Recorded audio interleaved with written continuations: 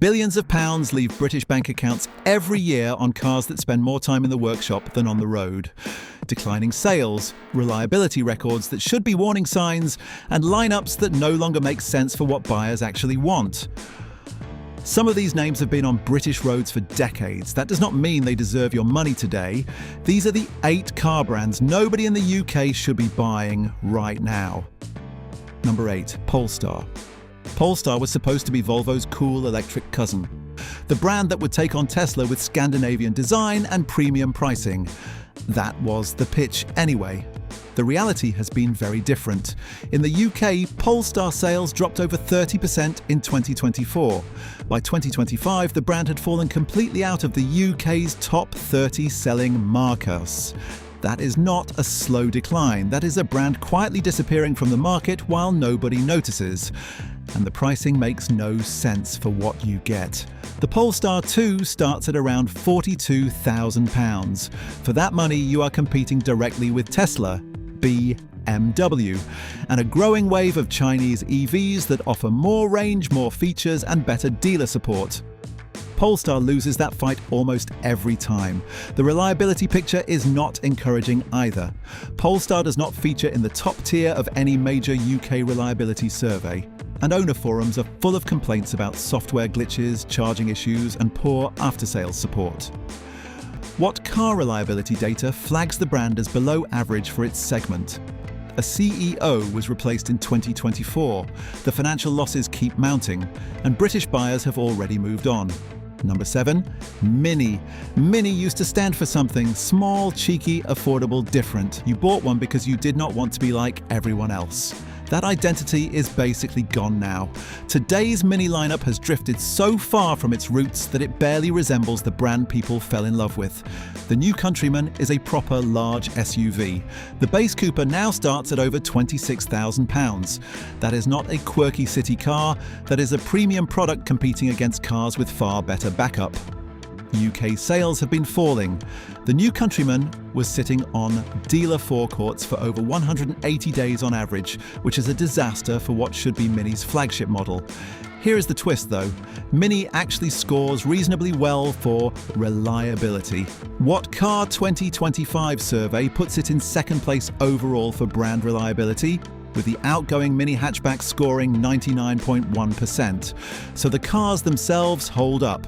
The problem is not the product quality, it is the pricing, the identity crisis, and the fact that BMW seems to be losing patience with a brand that keeps missing its targets. You can get a better car for the money. That is the problem. Number 6. Fiat. Fiat sells over 1 million cars a year globally. In the UK in 2025, the brand dropped out of the top 30 entirely. Let that sink in for a moment. The lineup simply does not match what British buyers want. Fiat's strength is small city cars, but the UK market has moved heavily toward SUVs and crossovers, and Fiat has been slow to respond. The Grand Panda and the Fiat 600 models are steps in the right direction, but they arrived late and the brand reputation was already damaged before they landed. The reliability picture is mixed. Honest John's survey puts Fiat third worst among all UK brands, with older models like the original 500 dragging scores down through reported gearbox failures and electrical faults. The newer 500 electric improved things somewhat, scoring 91.9% in What Car testing, but that is still well below the segment leaders. Fiat currently starts from around £18,000 for the 500. Which sounds reasonable until you consider how much better supported, more reliable, and more practical alternatives from Toyota or Hyundai are at the same price. The dealer network in the UK is thin and getting thinner. When something goes wrong, finding support is genuinely difficult. That combination of weak lineup, patchy reliability history, and shrinking presence makes Fiat a brand you should think twice about. Number 5. Alfa Romeo. Nobody builds a better looking car than Alfa Romeo. Walk past a Giulia or a Stelvio, and it is hard not to stop and look. The design is done beautifully, but the problem is what happens after you drive it home. Alfa Romeo sits firmly among the worst brands in the UK for reliability. Honest John's Satisfaction Index places it in the bottom tier consistently. Owner reports cover. coolant leaks appearing before 3,000 miles, suspension components failing around 40,000 miles, and a string of recalls addressing fuel system leaks and airbag faults. These are not minor annoyances. These are expensive, stressful problems on cars that already cost a significant amount of money. The Stelvio starts at around £45,000. The Giulia is similar. For that kind of money, buyers have serious options from BMW, Audi and Mercedes, all of which come with stronger reliability records and far better dealer coverage across the UK. Stellantis, the world's fourth largest car maker, has been cutting back on the brand. The high-performance Quadrifoglio variants, which were Alfa's most exciting products, have been discontinued. UK sales have collapsed to the point where BYD, a Chinese brand most people had not heard of 2 years ago, outsold Alfa Romeo, DS and Genesis combined in 2024. Alfa Romeo is a brand living entirely off its visual appeal. The substance is not there to back it up. Number 4. Vauxhall. This one genuinely stings because Vauxhall is as British as it gets. For decades, the Astra and Cavalier were the default choice for company car fleets and family driveways across the country. The Corsa was one of the best-selling cars in the UK for years running. In 2024, Vauxhall dropped out of the UK's top 10 best-selling brands for the first time in modern history. Sales fell over 21%, beaten only by Ford for the worst decline among major manufacturers. MG, a Chinese-owned brand, outsold Vauxhall. That is the scale of what has happened here. The reliability data is brutal. The Vauxhall Corsa was ranked the single least reliable car in the 2025 Honest John Satisfaction Index, surveying over 6,000 owners. The Astra was not far behind, also sitting in the bottom 10. When your two highest volume models are your two biggest reliability problems, the brand has a serious issue. The Corsa starts from around £19,000, the Astra from around £27,000. For those prices, you have much stronger options. Parent company Stellantis closed the Luton van plant in 2024 and has been cutting investment across the brand. Vauxhall is not in terminal decline yet, but the direction of travel does not look good. Number 3. Jaguar. Jaguar was once the definition of British luxury. The XF, the F-Type, the XE. Proper cars with genuine character that people actually wanted to own. That era is effectively over. In late 2024, Jaguar axed almost its entire combustion engine lineup and launched one of the most controversial rebrands in automotive history. The new identity dropped the famous leaping cat, replaced it with a fashion-forward logo, and rolled out a campaign built around the slogan "Copy Nothing" that managed to alienate its entire existing customer base without attracting a single new one.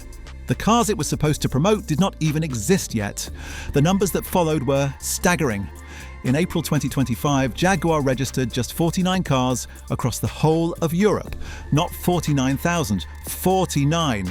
That is a 97.5% year-on-year collapse. UK figures followed the same pattern. Globally, Jaguar sold just 26,862 cars in the full 2024 to 2025 financial year, down 85% from its 2018 peak. And even before the rebrand chaos, Jaguar had a reliability problem.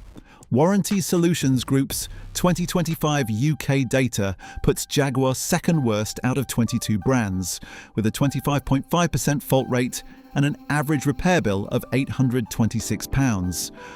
What car flags the I-Pace at 86%, one of the lowest scores in its category? Nearly half of all cars with faults were off the road for more than a week. The new electric Jaguar, when it eventually arrives, starts above £100,000. A brand with no cars on sale, a reputation for unreliability, and a rebrand that nobody asked for. The remaining Jaguar F-Pace starts at around £55,000. That is a lot of money for a brand currently in free fall. Number 2. Maserati. There was a time when a Maserati in the driveway meant something. Italian engineering, genuine exclusivity, a car that stood apart from the usual German luxury options. That image has been eroding for years, and at this point the numbers are almost hard to believe.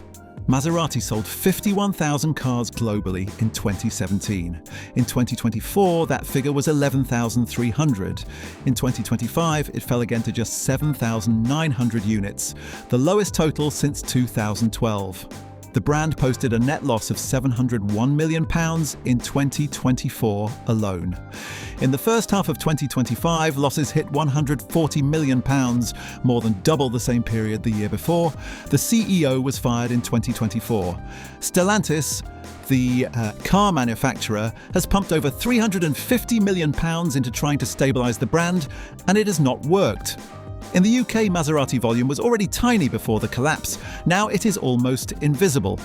The Grecale SUV starts at around £72,000. The Gran Turismo sits above £100,000. For those prices, you are competing against Porsche, BMW and Mercedes, brands with vast dealer networks, proven reliability records and residual values that do not fall off a cliff. And Maserati's reliability record gives buyers very little comfort. The brand sits in the bottom tier of every major survey. Electrical problems, transmission faults and engine concerns are the most commonly reported issues by owners. Maintenance costs are high, and the specialist knowledge required means your local garage cannot help you. Stellantis CEO Antonio Filosa has hinted openly that tough decisions are coming for the brand. When the person running the parent company will not commit to keeping you alive in public, that tells you everything about where Maserati stands right now. Number 1. Land Rover. Land Rover is the most aspirational car brand in Britain. The Range Rover is a cultural symbol. School runs, country estates, motorway miles, it is everywhere. People stretch their budgets to get into one, and that is exactly why this entry matters more than any other on this list. Because Land Rover is, by the data, the worst car brand you can buy in the UK right now. Not opinion. Data. Warranty Solutions Group analysed over 10,000 repair claims across 22 major UK brands between mid-2024 and mid-2025. Land Rover finished dead last, a warranty claim rate of 35.86%, the highest of any brand assessed. Average repair cost of £984 per claim. Land Rover vehicles accounted for 60% of the 20 most expensive individual claims filed across the entire dataset. The most common faults involve electric windows, sensors, diesel particulate filters, and battery systems. It doesn't stop there. What car puts Land Rover 27th out of 31 manufacturers in its brand reliability rankings? Honest John's Satisfaction Index places it at the bottom of the table. Consumer Reports predicts below average reliability for current models. Every major independent survey in the UK points to the same verdict. The entry-level Defender starts at around £45,000, the Discovery Sport from £40,000, the Range Rover Sport from £75,000. The full Range Rover starts above £100,000. These are serious sums of money for a brand that, according to real owner data, will send nearly 1 in 3 cars back to the workshop within the warranty period. Land Rover dealers across the UK report waits of over a week for many fault repairs. Parts availability has been a persistent complaint, and depreciation on certain models has been brutal for owners who bought at peak prices. The badge is still desirable, the lifestyle image is still powerful, but behind that image is a reliability record that no amount of marketing can paper over. If you are spending £50,000 or more on a car, you deserve one that works. Land Rover right now cannot consistently promise you that.